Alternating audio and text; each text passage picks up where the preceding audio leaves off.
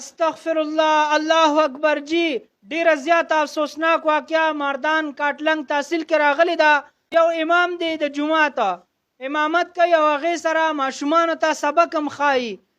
هغه ماشومانو ته سبق خولو چې په هغې کې یو ماشوم ته یو پړک به ورکړي، نو هغه ماشوم تللی دی او خپل کور کې رور ته ویلی دی او هغه رور بدبخته راغلی دی او په دغه استاد باندې د مرګ گزار کړی دی، په چاړه باندې پې گزار کړی دی او هغه غریب شهید کړی دی.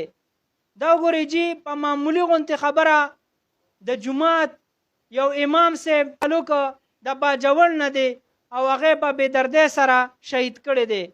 اخر دی مولانا صاحب به د ده دا رور څومره والی و او که دا ماشومان وخي مه نو ولې وخي؟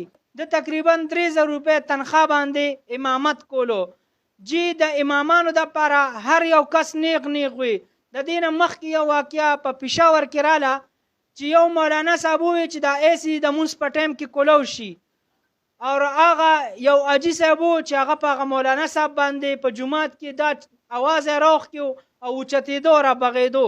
نو خدای دپاره وګو دغه امامانو ته تکړه کېږئ مه، چېرته د کلي یو خان ته تکړه شئ، د کلي یو بدماش ته تکړه شئ چې پته مو ولګي.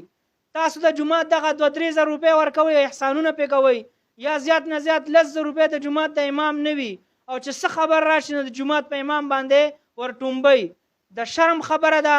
قاري صاحب بهادر ور باندې څونه تشدد کړي، یو پړک به ورکړي، 2 پړکه به ورکړي، د څه د وجه ورکړي؟ خو د دې وجه به ورکړي چې هغه سبق یې زده کړي، څه ذاتیات یې خو ورسره نه که نه. نو بیا داسې ولې د دې رور داسې ولې حرکت کولو چې دا قاري صاحب غریب په بېدردۍ سره شهید کو؟